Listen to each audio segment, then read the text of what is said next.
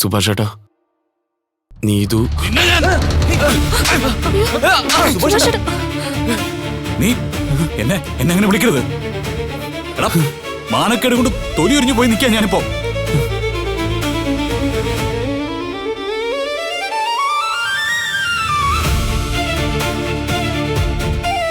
നിന്നെ എനിക്ക് എന്തുമാത്രം വിശ്വാസമായിരുന്നു നിനക്കറിയോ?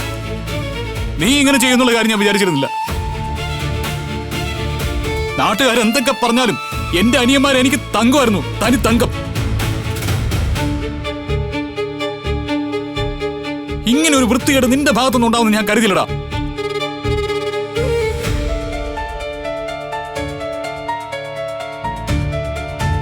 ഇങ്ങനെയാണോ ഞാൻ നിങ്ങളെ വളർത്തിയെന്ന് ആളുകൾ ചോദിക്കുമ്പോ ഞാൻ എന്ത് ചെയ്യണോടാ? തല ഒഴിച്ച് കേട്ട് വയ്ക്കണോ? എടാ, നീയാണിത് ചെയ്തതെന്ന് എനിക്ക് വിശ്വസിക്കാൻ പോലും പറ്റുന്നില്ല. എടാ, ആ കുട്ടി ഒരു പാവം കുട്ടിയാ, കോളേജ് പോലും കഴിഞ്ഞിട്ടില്ല. അങ്ങനെ ഒരു കുട്ടിയോട് നീ ചതി ചെയ്യരുതായിരുന്നു. സുഭാഷ് ഏട്ടാ, സുഭാഷ് ഒന്നും മിണ്ടായിരുന്നേ. ആദ്യം അവനോട് എന്താ കാര്യം നമുക്ക് ചോദിക്കാം. ഇതിന് മേലെ എന്ത് ചോദിച്ചറിയാനാടാ? പറഞ്ഞത് ആ പെൺകുട്ടി തന്നെയല്ലേ? അതിന് മേലെ എന്ത് തെളിവാ വേണ്ടേ?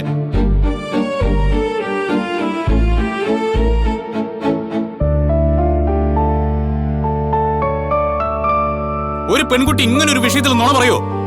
എടാ, അവളുടെ അമ്മയുടെ ചോദ്യത്തിന് ഞാൻ എന്തുത്തരം പറയും? ഇവൻ അവരുടെ മകൾക്ക് വിവാഹ വാഗ്ദാനം കൊടുത്ത് പീഡിപ്പിച്ച് ഗർഭിണിയാക്കിയെന്നായിരിക്കും അവർ കേസ് കൊടുക്കാൻ പോകുന്നത്. ഇനിയുള്ള കാലം ഇവന് ജയിലിൽ പോയി കിടക്കാം. അതിന്റെ ആവശ്യമുണ്ടോ ഇവന്? ഹരീഷേ, എടാ, എന്താണ് ഇതൊക്കെ? എന്തേ കേൾക്കണേ? സുഭാഷ് ചോദിച്ചിട്ടും അവന് മറുപടി ഉണ്ടോ നോക്കിയേ. വേണ്ട സുഭാഷ് ഏട്ടാ, തല്ലല്ലേ. അതെ, ഒന്ന് നിർത്ത സുഭാഷ് ഏട്ടാ, നമുക്കതൊക്കെ സംസാരിച്ച് തീർക്കാന്നേ. സുഭാഷ് ഏട്ടാ, വിട് ചേട്ടാ, അവൻ പ്രേമിക്കുന്ന കുട്ടിയല്ലേ. അതുകൊണ്ട് ഇങ്ങനെ ചെയ്യാനാണോ?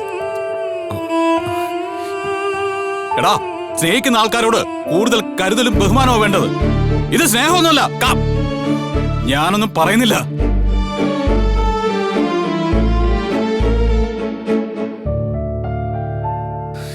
അതല്ല സുഭാഷ് ഏട്ടാ, ഞാൻ പറയാമെന്ന് എന്താന്ന് വെച്ച് കഴിഞ്ഞാ, ഈ കാര്യത്തിൽ ആരും ഒന്നും പറയണ്ട. ആരും ഇവനെ ന്യായീകരിക്കും വേണ്ട. ആ കുട്ടിയുടെ വീട്ടുകാർ അവളെ കെട്ടിച്ചു തരില്ല എന്ന് ഉറപ്പായപ്പോ അത് നടത്തി കിട്ടാൻ വേണ്ടിയാണോ ഇവനെ ചെയ്തത്? എങ്കിൽ ഇവനെ എന്താ ചെയ്യേണ്ടത് സുധീഷേ? അങ്ങനെയൊന്നല്ല സുഭാഷ് ഏട്ടാ. നീ മിണ്ടരുത്. എടാ, നിന്നെ ഞാൻ എങ്ങനെയൊക്കെ വിചാരിച്ചിരുന്നറിയോ? ഇങ്ങനെ ഒരു കാര്യം ചെയ്തിട്ട് മുന്നിൽ വന്ന് നിൽക്കാൻ തോന്നിയില്ലോടാ നിനക്ക്?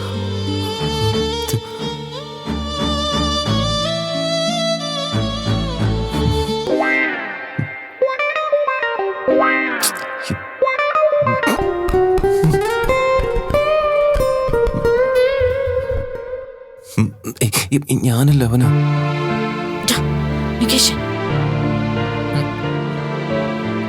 സോറി. ഇനി നീ എന്റെ മുഖത്ത് നോക്കരുത്. ചേട്ടാന്ന് വിളിച്ച് എന്റെ അടുത്തും വന്നേക്കരുത്. സുഭാഷ് ഏട്ടാ, പോട്രാ. എടാ, എന്നാലും ഒരു പാവം പോലെ ഇരുന്നിട്ട് നീ പറ്റിച്ചു കളഞ്ഞുടാ കൊച്ചിക്കല്ല. എടാ മോനെ, സുഭാഷ് ഏട്ടൻ പറഞ്ഞ പോലെ അവളെ കല്യാണം കഴിപ്പിച്ച് തന്നില്ലെങ്കിലോ എന്നുള്ള സൈക്കോളജിക്ക് മൂവ് ആയിരുന്നല്ലോ ഇത്. മിടുക്കാ കൊച്ചിക്കല്ല. വെറുതെ ഇരുന്നേ. ഇത്ര പെട്ടെന്ന് ഞാൻ ഒരു ചിറ്റപ്പനാന്ന് വിചാരിച്ചില്ല. അല്ല സുധീഷ്,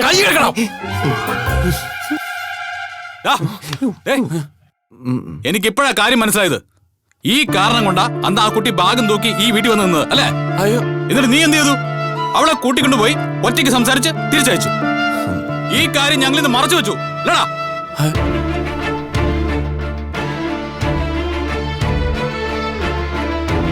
അന്ന് ഞാൻ വിചാരിച്ചത്, നോക്ക, അവളുടെ ഭാവിയെ കുറിച്ചുള്ള ഉത്കണ്ഠയും നമ്മുടെ കുടുംബത്തോടുള്ള സ്നേഹം കൊണ്ടാ നീ അങ്ങനെ ചെയ്തെന്നാ.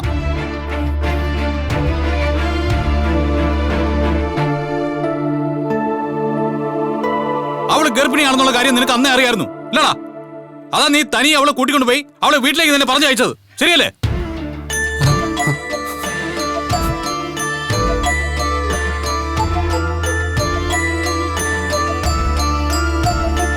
എടാ ഇത്രയൊക്കെ നടന്നിട്ടും എങ്ങനെയാടാ നിനക്ക് ആ കുട്ടിയെ വീട്ടിലേക്ക് പറഞ്ഞയക്കാൻ മനസ്സ് വന്നത്?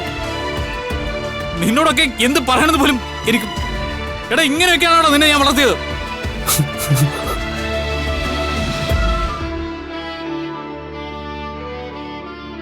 അല്ലെങ്കിൽ നിന്റെ നാട്ടിൽ നമ്മുടെ കുടുംബത്തിനുള്ള പേര് പോരാഞ്ഞിട്ടാണോ ഒരു കൊച്ചു പെൺകുട്ടിയെ പ്രേമിച്ച് ഗർഭിണിയാക്കിയുള്ള ക്രെഡിറ്റും ഒരു പേര് സമ്പാദിച്ചു വെച്ചത്?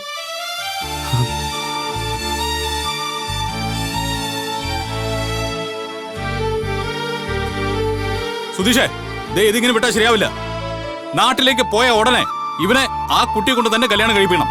എടാ എന്ത് പ്രശ്നം ഉണ്ടായാലും വേണ്ടില്ല, നാട്ടുകാരെ കൊണ്ട് പറയിപ്പിക്കാനുള്ള ഒരു ഇട വരുത്തരുത്. ഞാനിത് അന്നേ പറഞ്ഞതല്ലേ, അപ്പൊ എന്റെ വാക്കാരും കേട്ടില്ലായിരുന്നല്ലോ. എടാ അതിന് ഇവൻ ഇങ്ങനെ ഒരു പണി ഒപ്പിക്കുന്നത് ഞാൻ സ്വപ്നത്തിൽ പോലും കരുതില്ല.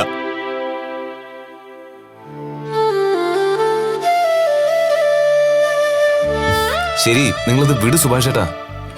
ഹരീഷേ, നീ ഒന്ന് പുറത്തു പോയേ, ഇവിടെ നിൽക്കണ്ട. വെറുതെ സുഭാഷിന്റെ ദേഷ്യം കൊണ്ടല്ല. ചെല്ലു ചെല്ലു ഹരീഷേ. സുഭാഷ് ചേട്ടാ,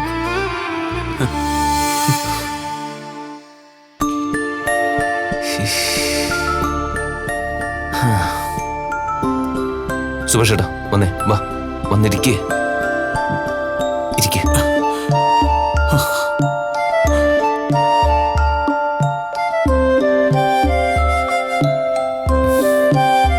ചേട്ടാ ഇങ്ങനെ ടെൻഷൻ ആവാതെ നമുക്ക് ശരിയാക്കാന്ന്. എടാ എങ്ങനെ ശരിയാക്കാവുന്ന? ആ കുട്ടിയുടെ വീട്ടുകാർ അറിഞ്ഞപ്പോ എന്തുമാത്രം വിഷമിച്ചിട്ടുണ്ടാവുന്നുള്ള കാര്യം നീ ഒന്ന് ഓർത്തു നോക്കി.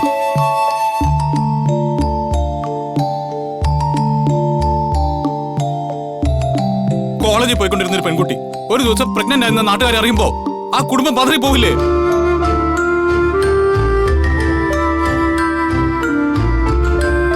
അവരനുഭവിക്കുന്ന മാനക്കേട് നിന്ന് ആലോചിച്ച് നോക്കി. അതിന് ഇവൻ കാരണക്കാരനായില്ലേ? ഒരു പെൺകുട്ടിയെ വളർത്തി വലുതാക്കി അവസാനം അവളുടെ വിവാഹത്തിന് മുമ്പ് ഇങ്ങനെ ആയി നിറഞ്ഞ തന്തയ്ക്ക് തലയ്ക്ക് സഹിക്കൂടാ.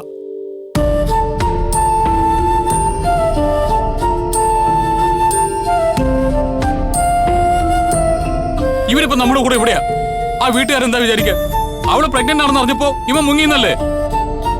ഇതൊക്കെ കേൾപ്പിക്കേണ്ട വല്ല കാര്യമുണ്ടോ?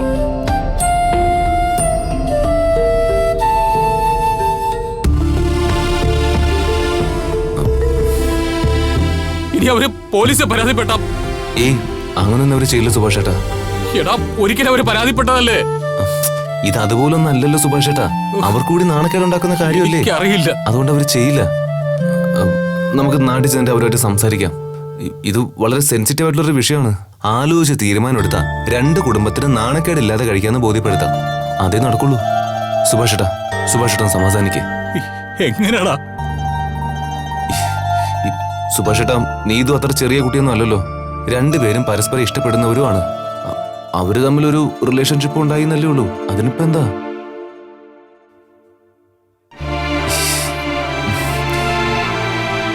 സുഭാഷ് ചേട്ടാ, ഞാൻ അവനെ ന്യായീകരിച്ചതല്ല. ഇത് രണ്ടുപേരും ആലോചിക്കേണ്ടതായിരുന്നു. പിന്നെ ഇതൊന്നും അത്ര വലിയ തെറ്റല്ലല്ലോ. ഇത് നടക്കുന്നതല്ലേ. അയ്യോ എന്ന് വെച്ചാൽ ചെയ്തത് ശരിയാന്നല്ല ഞാൻ പറഞ്ഞത്. ഇത്രയും കാലമായിട്ട് സുഭാഷ് ചേട്ടൻ അവന്റെ ദേഹത്ത് കൈവച്ചിട്ടില്ല. ഇന്നത് ചെയ്തപ്പോ അവനും വല്ലാതായിട്ടുണ്ടാവും. ആ ഷോക്കിൽ എന്ത് മറുപടി പറയണമെന്ന് പോലും അറിയാണ്ട് നിൽക്കാതിരിക്കും ആ പാവം. അവന്റെ അവസ്ഥ നമ്മളൊന്ന് മനസ്സിലാക്കണ്ടേ സുഭാഷ് ചേട്ടാ?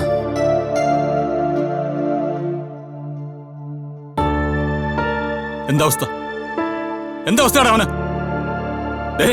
ഇനി ഈ കാര്യത്തിൽ അവനെ വക്കാലത്ത് പറയാൻ നിൽക്കില്ലേ? അയ്യോ ചേട്ടാ, അങ്ങനെയൊന്നും അല്ല ഞാൻ പറഞ്ഞത്. അവർക്ക് രണ്ടുപേർക്കും തമ്മിൽ ഇഷ്ടമാ. നടന്നത് നടക്കുകയും ചെയ്തു.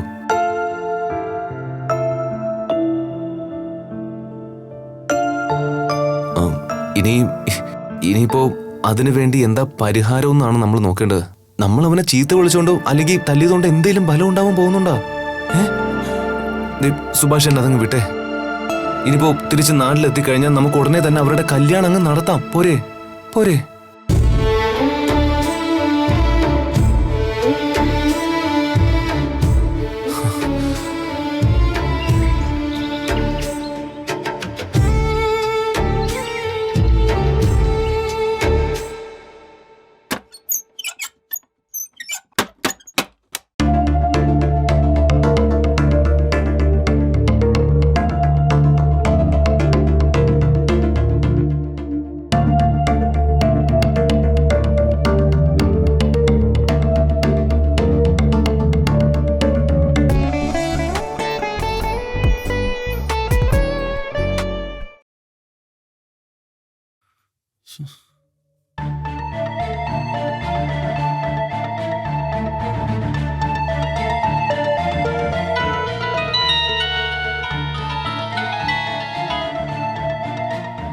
ഹലോ ഹരീഷേ, എടി എന്താ പ്രശ്നം? എന്ത് കാര്യത്തിനാ നിന്റെ ചേട്ടൻ എന്നെ ഫോൺ വിളിച്ച് ചീത്ത പറയണേ? എടി സുഭാഷ് ചേട്ടനെ വിളിച്ചിട്ട് നിന്റെ അമ്മ എന്തൊക്കെയാ പറഞ്ഞേ? ഒന്നും പറയണ്ട, ഇവിടെ പ്രശ്നത്തോട് പ്രശ്നോ. അതൊക്കെ പോട്ടെ, നിനക്ക് സുഖമല്ലേ? എടി നീ തമാശ കളിക്കണോ? എന്താ നീ കാഷ്വലായിട്ട് സംസാരിക്കണേ? നിന്റെ ചേട്ടൻ വിളിച്ച് എന്തൊക്കെയോ പറയണ്ടല്ലോ. എന്തു പറഞ്ഞു? എടി എന്തൊക്കെയോ പറയുന്നുണ്ട്. അതാ പറഞ്ഞത്, എന്താ പറ. എടി നീ പ്രഗ്നന്റ് ആണെന്ന് പറയണേ, അതെങ്ങനെ? എങ്ങനെയെന്ന് വെച്ചാ ഞാനിപ്പോ എന്താ പറയാ? ഇപ്പൊ ഞാൻ അവരുടെ മുമ്പിൽ പ്രഗ്നന്റാ. എടി അതാ ചോദിച്ച എങ്ങനെ? എടി നമ്മൾ തമ്മിൽ ഒന്നും ഉണ്ടായിട്ടില്ലല്ലോ, പിന്നെ എങ്ങനെ?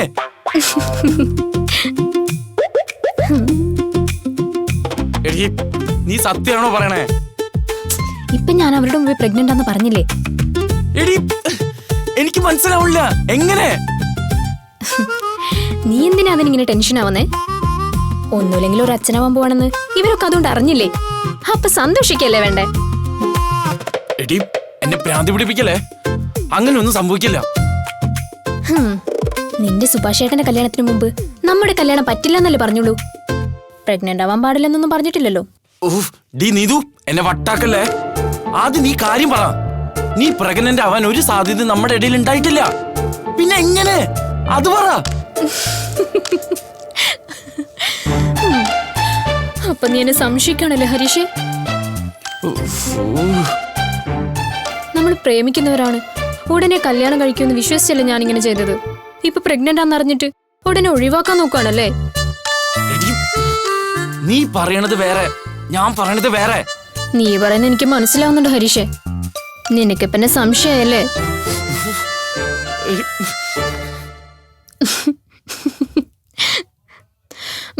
അമ്മ പറയുന്നത് നീ ഇനി എന്നെ ഉപേക്ഷിക്കും, ആ കുട്ടിയെ ഞാൻ തനിയെ വളർത്തേണ്ടി വരുന്നൊക്കെയാ.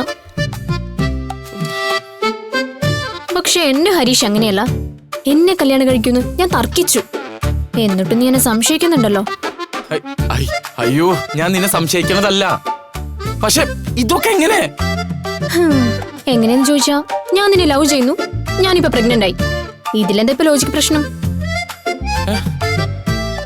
ലോജിക് ഒക്കെ ഓക്കെ, പക്ഷെ എങ്ങനെ? ഓ, നിനക്കിപ്പോഴെന്നെ സംശയമാണല്ലേ? ഞാൻ ഫോൺ വെക്കുക. എനിക്ക് നിന്നോട് ദേഷ്യം ഹരീഷേ, നീ മിണ്ടണ്ട. ഞാൻ ഫോൺ വെക്കുക. വെക്കല്ലേ? എടി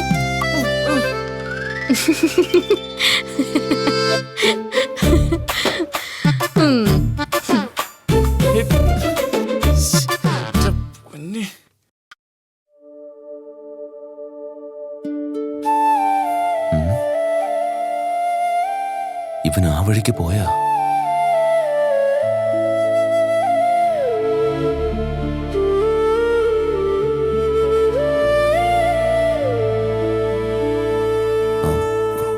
അതെ, ഞാനിപ്പോ വരാം.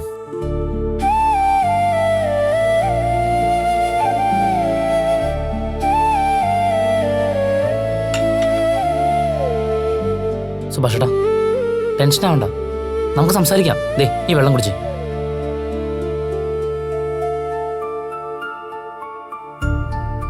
ഹരീഷേട്ടന് ഇഷ്ടമുള്ള ആളല്ലേ? എത്ര പേര് വിവാഹം കഴിക്കാതെ ലിവിങ് ടുഗദറായിട്ട് ജീവിക്കുന്നു, അവർക്ക് മക്കളുണ്ടാവുന്നില്ലേ?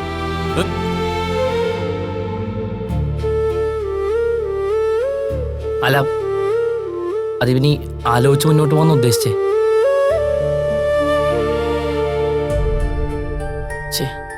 സുഭാഷേട്ടന് വെള്ളം കുടിക്കേട്ടാ.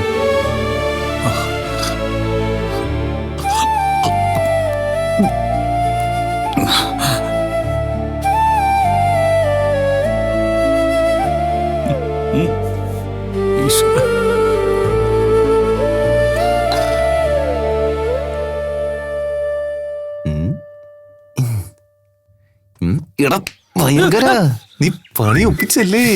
എടാ എല്ലാവരും ഞെട്ടിച്ചിട്ട് നീ എന്തിനാണ് ഇങ്ങനെ ഞെട്ടുന്നേ? ഇത്തരം കാര്യങ്ങളിൽ നമ്മുടെ വീട്ടിൽ അത്യാവശ്യം കുറുമ്പ് കാണിക്കുന്നവൻ ഞാനാണെന്ന എല്ലാവരുടെയും വിചാരം. പക്ഷേ നീ തനി കുട്ടി കുറുമ്പനായി കേട്ടോ. മിണ്ടാപ്പൂച്ചയെ പോലെ ഇരുന്നിട്ട് കൃത്യസമയത്തുണ്ടേ കാലിട്ട് ഉടച്ചലോടാ കള്ള. എന്താണ് ചക്കരെ ചെയ്യാനുള്ളതെല്ലാം ചെയ്തിട്ട് ഇങ്ങനെ പാവത്താന പോലെ നിൽക്കുന്ന എന്തു പറ്റി? ഓ സുധീഷേട്ടാ, ഓ.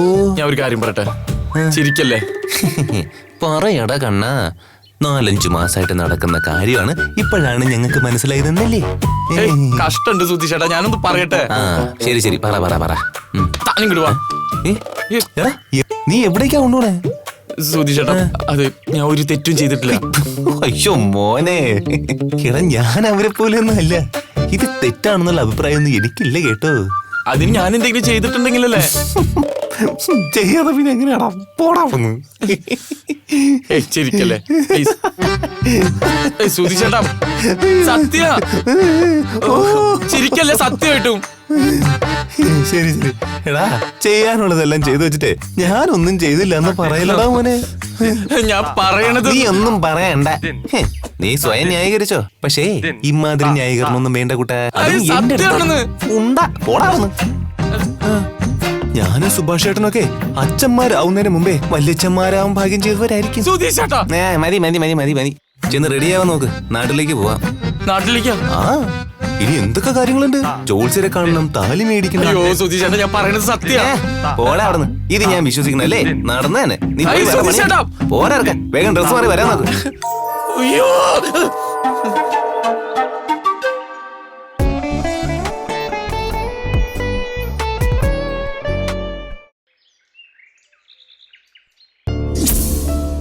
സുഭാഷ് ചേട്ടാ, നീതു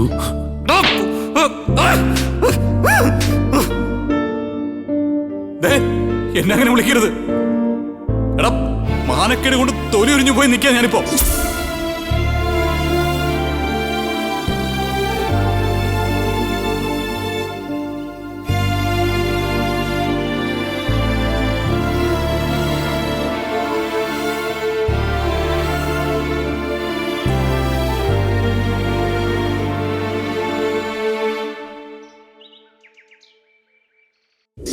ഇത്രയും കാലമായിട്ട് സുഭാഷ് ചേട്ടൻ അവന്റെ ദേഹത്ത് കൈവച്ചിട്ടില്ല.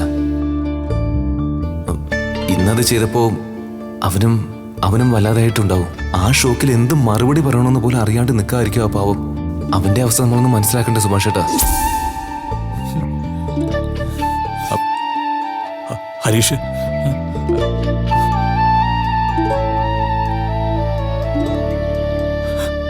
വേദനിക്കുന്നുണ്ടോടാ? ഹേയ്, ഇല്ല. ഇപ്പൊ പോലും നീ അങ്ങനെ ഒരു കാര്യം ചെയ്തു എനിക്ക് വിശ്വസിക്കാൻ പറ്റുന്നില്ല. നീ വളരെ പക്വതയുള്ള ഒരാളാ, സ്ത്രീകളെ ബഹുമാനിക്കാൻ അറിയാവുന്ന ഒരാളാ, കാര്യഗൗരവം പക്വതയൊക്കെയുള്ള ഒരാളാണ് എന്നൊക്കെയായിരുന്നു എന്റെ വിശ്വാസം. അവള് ചെറിയ കുട്ടിയല്ലേ, പഠിക്കുന്ന പ്രായമല്ലേ, അതെങ്കിലും നോക്കണ്ടേ? അതാ എന്റെ സങ്കടം. വേറെ ആരിതൊക്കെ ചെയ്താലും ഞാൻ സഹിച്ചാന്. പക്ഷെ നീ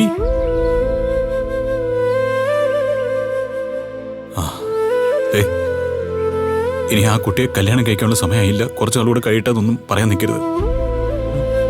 തിരിച്ച് ചെന്നാൽ ഉടനെ നിങ്ങളുടെ കല്യാണം നടത്തണം. അത് സുഭാഷ് ചേട്ടാ, അവരുടെ വീട്ടുകാർ വലിയ ദേഷ്യത്തില. അവരെ എങ്ങനെയെങ്കിലും ഒന്ന് പറഞ്ഞ് മനസ്സിലാക്കി ഈ കല്യാണം നടത്തുന്നവരെ എനിക്ക് മനസ്സമാനം ഉണ്ടാവില്ല.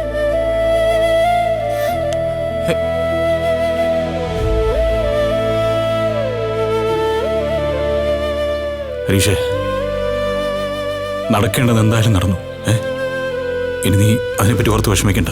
എടാ, കല്യാണക്കാരെയൊക്കെ ഞങ്ങൾ നോക്കിക്കോളാം. അവളുടെ വീട്ടുകാർ വന്ന ആദ്യമൊക്കെ പ്രശ്നം ഉണ്ടാക്കും. അവരോട് വഴക്കിന് പോവാതെ ഈ പ്രശ്നം ഒന്ന് പരിഹരിച്ചെടുക്കണം. മനസ്സിലായല്ലോ? സുഭാഷ് ചേട്ടാ, ഞാൻ ഇനി സംസാരം വേണ്ട.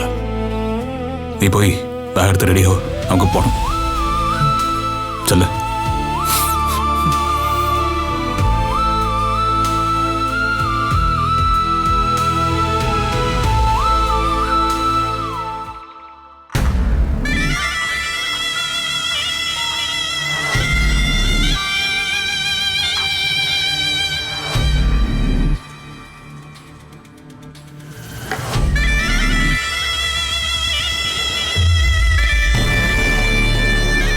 ശിവേട്ടാ, ശിവേട്ടാ,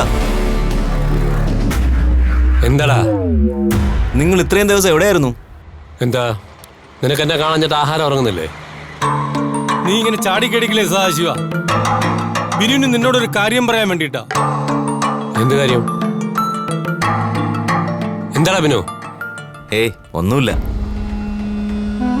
ആ എന്തെങ്കിലും ഉണ്ടെ പറ നീ. നിങ്ങൾ ഇവിടെ ഇല്ലാത്തത് നന്നായെന്ന് പറയാൻ വന്നതാ. അതെന്താടാ ഞാൻ ഉണ്ടായിരുന്നെങ്കിൽ? നിങ്ങൾ ഇന്ന് വെളുപ്പിനല്ലേ എത്തിയത്. അതുകൊണ്ട് നിങ്ങളുടെ ഭാര്യയ്ക്കും മക്കൾക്കും ഇനിയും നിങ്ങളെ കാണാനുള്ള ഭാഗ്യം ഉണ്ടായെന്ന് കൂട്ടിയാ മതി. അതെന്താടാ? ഞാൻ 2-3 ദിവസം മുമ്പ് എത്തിയിരുന്നെങ്കിൽ എന്നെ ആരെങ്കിലും മൂക്കി കയറ്റുമായിരുന്നോ? അയ്യോ, ശിവേട്ടനെ ആരും ഒന്നും ചെയ്യില്ല. പക്ഷേ ശിവേട്ടൻ അവരെ എന്തെങ്കിലും ചെയ്തേനെ. പിന്നെ കേസാവും ജയിലാവും. അത് നടക്കായിരുന്നതേ കുടുംബക്കാരുടെ ഭാഗ്യമല്ലേ. നീ ആരുടെ കാര്യം പറയുന്നത്? സദാശിവ, പ്രശ്നമൊന്നും വേണ്ട, വിട്ടേക്ക്. അവരൊക്കെ ഇന്നും മടങ്ങും. എന്തിനാ വെറുതെ? ആര്? വിട്ടേക്ക് ശിവേട്ട. മക്കളും മറ്റുമായി കുടുംബക്ഷേത്രത്തിൽ തൊഴാൻ വന്നതാ. ഇന്ന് മടങ്ങുകയും ചെയ്യും. വെറുതെ നമ്മളായിട്ട് എന്തിനാ? നിന്നോടല്ല ചോദിച്ചത്. ആരാ അത്? ഭാസ്കരൻ.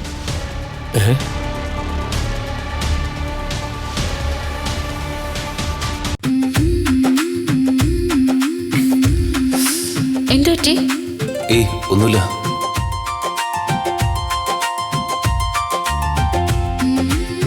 അയ്യോ ഈശ്വര, ചതവുണ്ടല്ലോ. അത് സാരമില്ല, താനെ മാറിക്കോളും. തന്നുള്ളൂ, ഞാൻ പുരട്ടിക്കോളാം. വേണ്ട, ഞാൻ പുരട്ടി തരാം.